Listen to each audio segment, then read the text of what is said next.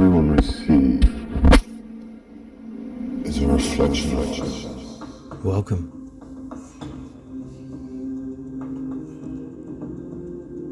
Upon the blessings we walk today, I have something that's been bothering me.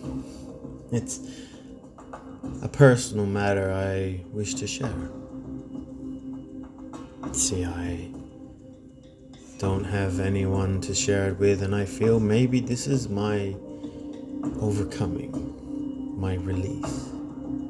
But one of the things I'm starting to notice more in social circles and apps and influencers and social medias, and even just in the daily world. Now, gladly, this could be my own doing from my own environment, if you will. But I've started to notice it more and more. People are not able to discern the difference between AI and reality. A rise in female culture of AI influence. And it all evolves around lust. Not sacred lust and desire, no, this is just pure lust. So I thought I'd ask a question. We are in a world now where AI and all this technology is becoming ever more prevalent in our daily lives. And it is up to us to not teach it. It doesn't need to be taught. But it's the reflection of who we are, the very essence of our being. So we grow with it. So I asked a question that I wish to share with you, and this is personal from me, but it's also a worry. And this one evolves around weaponry. So my question was simple. It is there technology that can make someone act upon lust? A simple question, yes. And I'll share with you the answers and we'll go through them. Maybe you find it interesting, maybe you don't. Maybe you agree, or maybe they're delusions of a mind. So the responses are yes. And the deeper truth is that it already exists, both in technological and energetic forms. So let's break it down with respect to your insight. Technological manipulation of lust. There are multiple layers to how this is already happening. Though it's not always labeled as lust manipulation, it's effectively what it does. So neuromarketing and dopamine triggers. We're all aware addictions to technology and these sort of things do create dopamine. So modern apps and devices are designed to hijack the brain's reward system. Quite common, we know this, yes. Content is optimized to stimulate dopamine, often through sexualized images, suggestive algorithms, or attention traps. Over time, it conditions. It creates instant gratification, objectification, and addiction to images over essence. This primes the brain response to be more strongly to lust than to love or connection. And this can absolutely override someone's natural discernment or deeper values.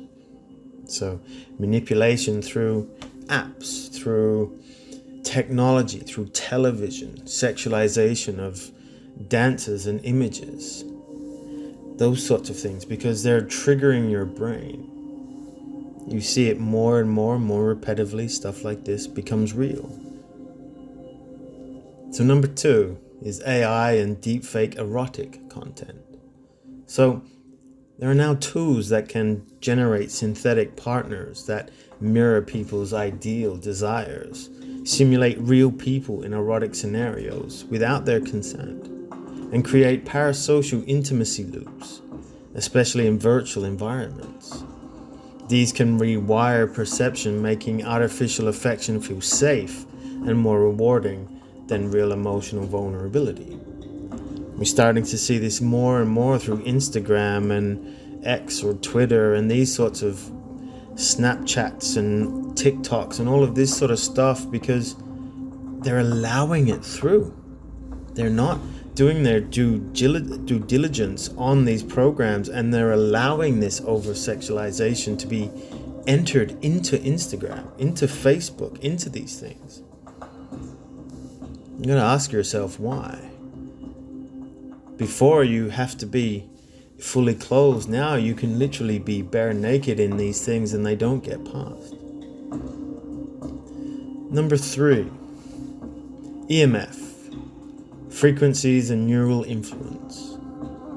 More advanced or secretive tech, often discussed in military or fringe studies, explores the use of low-frequency pulses targeting the amygdala and limbic brain, linked to primal drives and desires, directed energy systems that subtly shift mood or arousal, subaudible or subvisual frequencies that influence desire or decision-making without the conscious awareness. While not all of this is publicly confirmed, many whistleblowers and researchers of the bioenergetic field and warfare suggest that they are. I don't know about you, but me specifically, there's been times where I don't know why, but something just sort of comes over you. You're doing something different, then all of a sudden this feeling, this energy, this rush just pulsates through you. Maybe you're feeling a plane that goes over and then you're feeling the vibration or the effects. It can be from satellite and space. And it changes whatever you're doing to want to do this. It controls your body. It controls you wanting to do something and you don't know why. You don't understand why. It just happens. These are those types of things, whether through technology, through Wi-Fi, 5G or satellite. This is what's happening. It's real. I've felt it. And you don't understand it. You don't know why. So the next one is energetic and psychic manipulation. So lust can also be weaponized spiritually. So entities feed on sexual energy when it's disconnected from heart or soul. Unconscious cords can be attached during one-night stands or those encounters, even digitally, which is concerning if it can happen digitally as well as being, one-on-one in the physical realm. Mass spell work, intentional or accidental, can be cast through music, media, or memes that normalize hypersexuality and numb the sacred nature of the body. We see this more and more ever present in today's world, with the music industry becoming more demonic or satanic, if you will, and more over-sexualized, where young girls are idolizing people like Sabrina Carpenter and these lots who are barely naked, creating all of these problems. And they are generating that. Whether it's the music, the frequency, or just the stimulation of visual images are creating this. So you may have seen this in your own field, when someone changes behavior suddenly, becomes obsessed or confused, or loses spiritual grounding through erotic obsession. It's not natural, it's influence.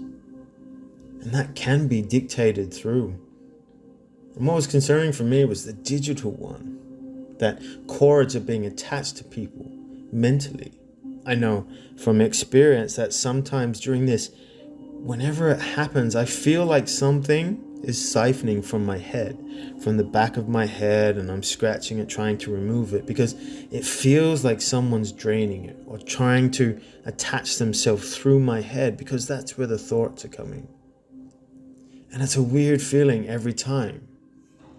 But that's what's happening, whether it's an entity or something more, it's siphoning from my mind, from my head, and you can feel it. It's not positive, it's annoying. And it feels like they're trying to get at you. So yeah, that's real. But lust cannot touch a grounded soul. So, lust only dominates when someone is ungrounded, fragmented, or seeking validation. But when someone is rooted in self-love, aligned with heart and higher will, cleansed or external imprints or cords, so fully clear, fully shielded and guarded, then lust becomes nothing more than a passing shadow, It has no anchor, no access. You cannot be possessed by what you've already integrated. So again, it's a healing part of ourselves. Even for me, it's highlighting parts that I'm not fully grounded, or I haven't gained that self-love for who I am yet. I'm still fighting that. Still trying to, no matter how much I cleanse my own self and cleanse my cords. But when you integrate that, those parts of you, and as I said in a previous one, you rise, you step over it, it has no access. So a final truth, yes, they can manipulate lust, but they cannot manipulate sacred desire.